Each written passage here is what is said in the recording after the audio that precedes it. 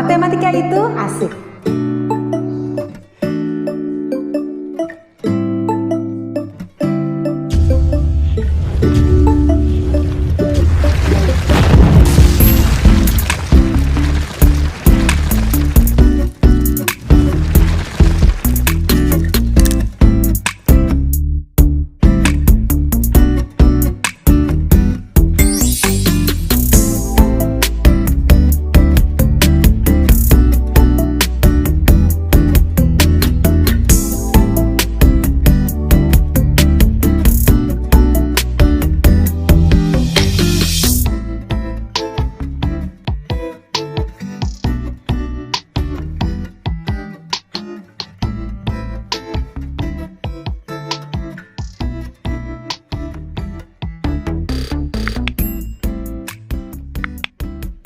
Selamat pagi siswa-siswi SMTK Presbiteri Bali, khususnya anak-anak kelas 10. Bertemu kembali di dalam mata pelajaran matematika. Hari ini kita akan belajar mengenai hitungan dasar trigonometri.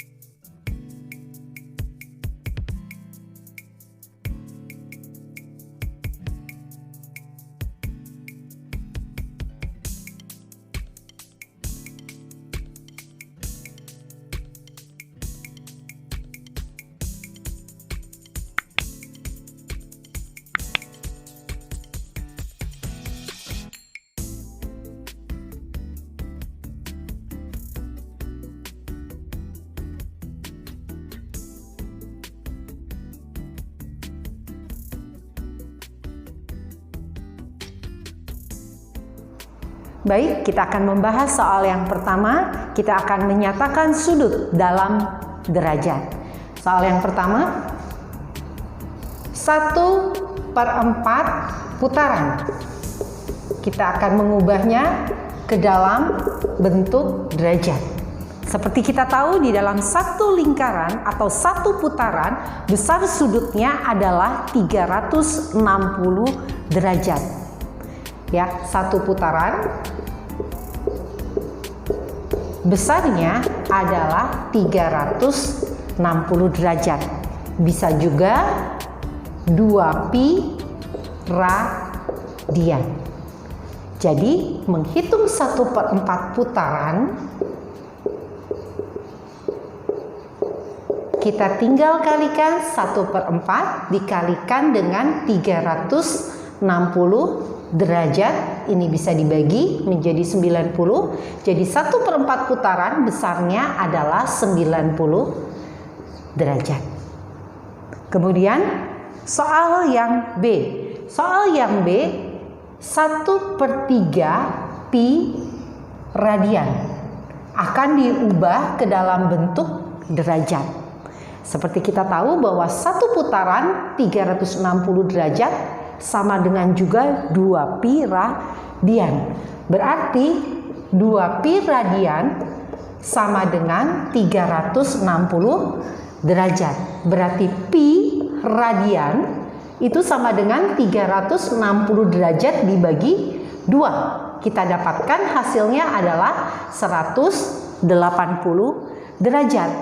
Maka 1/3 pi radian, kita akan menghitungnya 1/3. Pi radiannya kita kalikan dengan 180 derajat. Ini bisa dibagi. Di sini 60, berarti hasilnya adalah 60 derajat.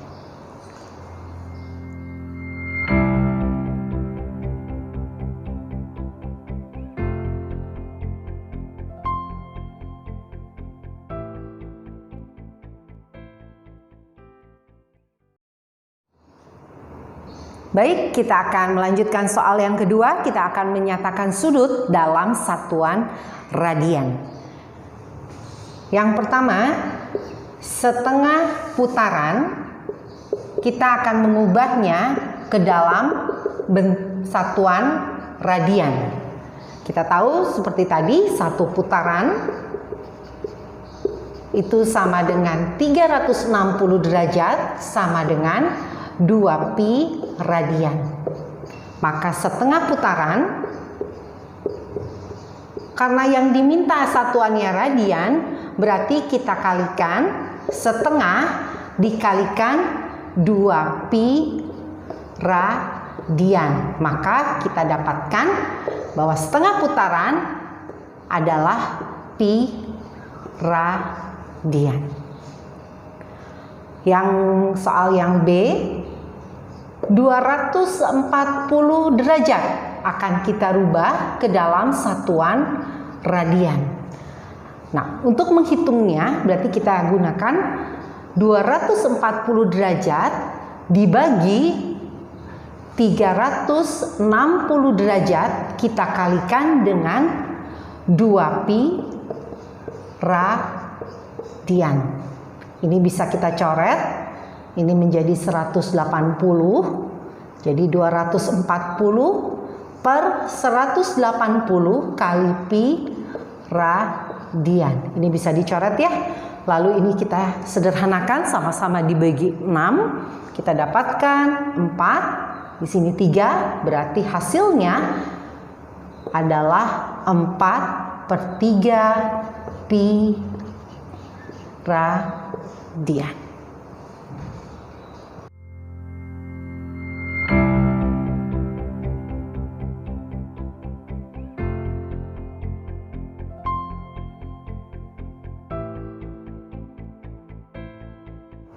Baik, kita akan melanjutkan soal yang ketiga. Dari soal kita gambarkan dulu terlebih dahulu seperti ini.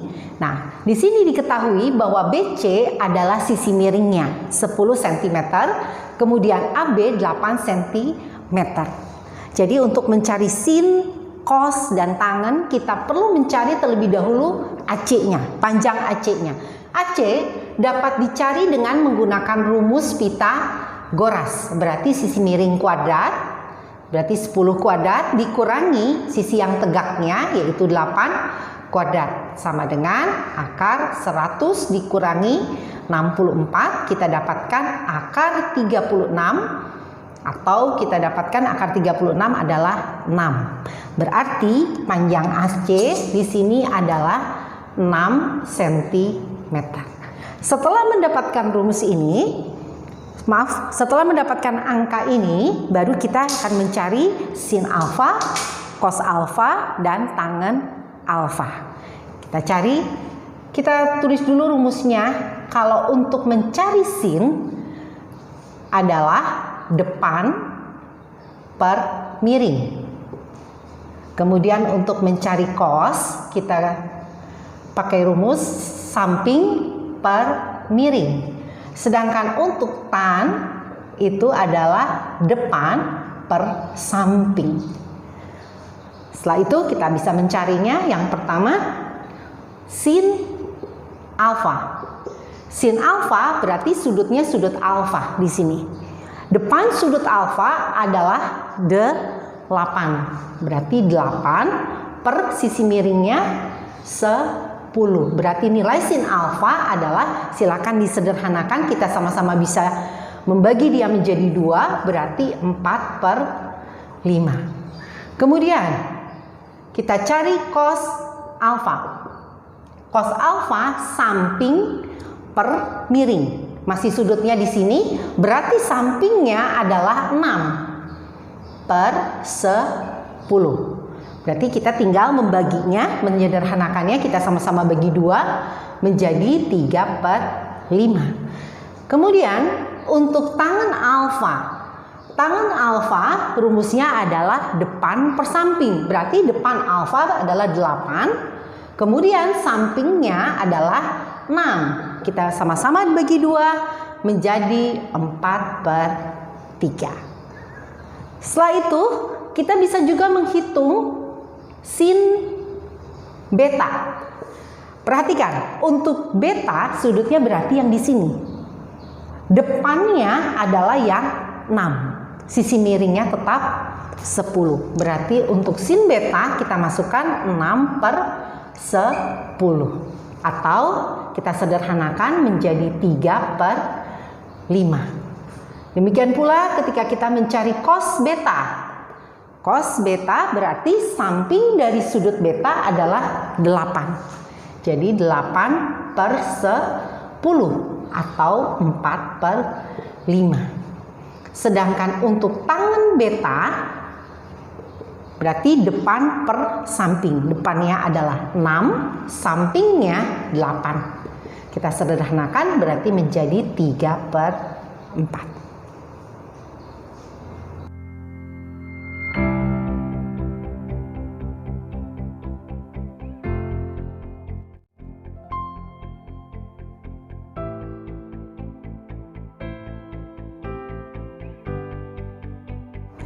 Baik, kita akan melanjutkan soal yang keempat. Kita akan digambar dulu terlebih dahulu seperti ini gambarnya. Nah, kemudian diketahui bahwa sin alfa sama dengan A.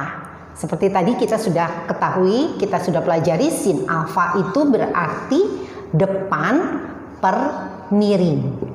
Itu sama dengan A. Kalau A saja kita bisa tuliskan bahwa miringnya itu adalah 1 karena A dibagi 1 itu hasilnya A. Berarti kalau kita bisa tuliskan di sini bahwa depannya ini sudut alfa, berarti depannya sini ya. Ini A, kemudian miringnya adalah 1. Setelah itu kita cari dulu AC-nya dengan rumus Pitagoras. Kita cari ya, AC sama dengan akar.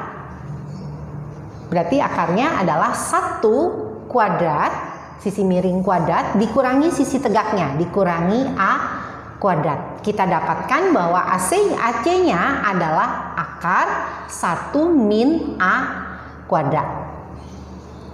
Oke, bisa kita tuliskan di sini. AC-nya adalah akar 1 min A kuadrat. Setelah ketiga sisinya ada nilainya, kalian bisa menentukan tangan alfa. Tangan alfa rumusnya adalah depan per samping. Tangan ya, rumus tangan. Kemudian kita masukkan depannya berarti A, sampingnya adalah akar 1 min A kuadrat. Ini hasilnya.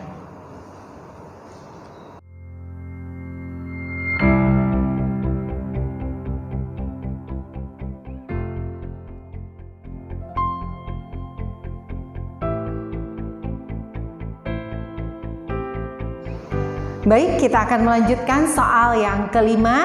Kita diminta membuktikan bahwa kesamaan trigonometri ini bernilai benar.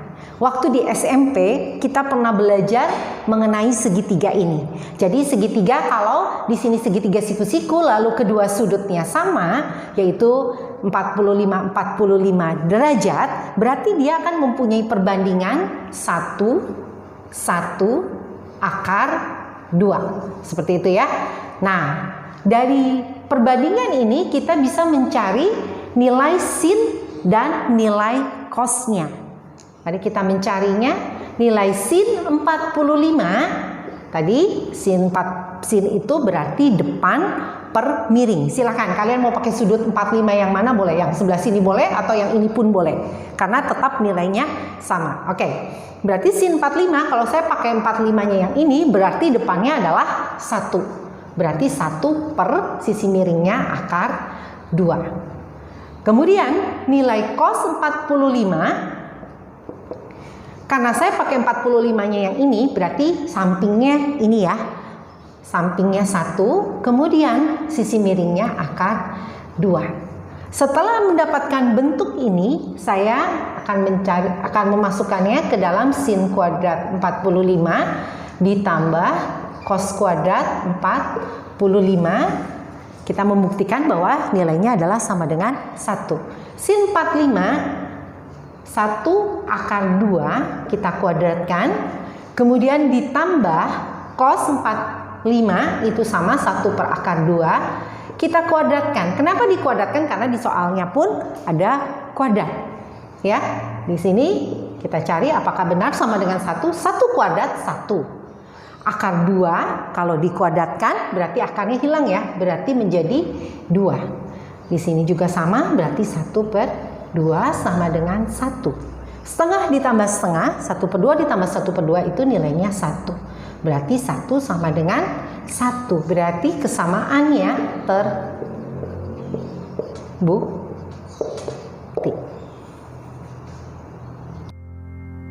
Baik, kita akan melanjutkan ke soal yang B. Ya, sama seperti tadi soal yang A tadi, di SMP pun kita pernah belajar segitiga yang siku-siku, kemudian salah satu sudutnya 60, salah satu sudutnya adalah 30 ya.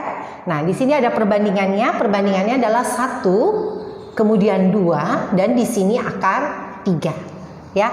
Setelah mendapatkan nilai ini, kita bisa menghitung tangan karena yang ditanyanya tangan 30 dan tangan 60. Di soalnya seperti itu ya. Jadi, kita akan mencari dulu tangan 30 derajat. Tangan 30 derajat, rumus tangan adalah depan per samping. Berarti ini yang 30 derajat ya. Depannya adalah 1, sampingnya akar 3. Kemudian yang tangan 60 derajat, berarti sudutnya yang di sini, depannya adalah akar 3 per sampingnya 1. Atau kita tuliskan saja akar 3.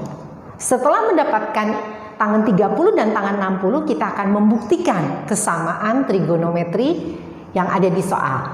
2 tangan 30 derajat per 1 min tangan kuadrat 30 derajat sama dengan tangan 60 derajat. Kita masukkan 2, tangan 30 adalah 1 per akar 3. Kemudian 1 dikurangi tangan 30, masih sama ya, 1 per akar 3. Jangan lupa ini dikuadrat. Kemudian tangan 60-nya adalah akar 3. Ya, berarti ini 2 per akar 3 dibagi 1 dikurang ini 1 dikuadrat 1 ya, 1 per akar 3 dikuadrat berarti akarnya hilang, 1 per 3 sama dengan akar 3. Lanjut ke bagian sini. 2 per akar 3 per 1 dikurangi 1 per 3 berarti kita dapatkan 2 per 3 sama dengan akar 3. Ya, berarti ini kita balik ya, 2 per akar 3 kita kalikan dengan 3 per 2. Ini kita coret dengan akar 3. Berarti kita dapatkan 3 per akar 3 sama dengan akar 3. Tidak boleh ada bentuk akar yang ada di bawah ya. Berarti kita harus kalikan dia dengan sekawannya. Akar 3 per akar 3 sama dengan akar 3. Ini akar 3 kali akar 3 berarti 3 ya. Ini bisa dicoret. Habis berarti akar 3 sama dengan akar 3. Berarti terbukti.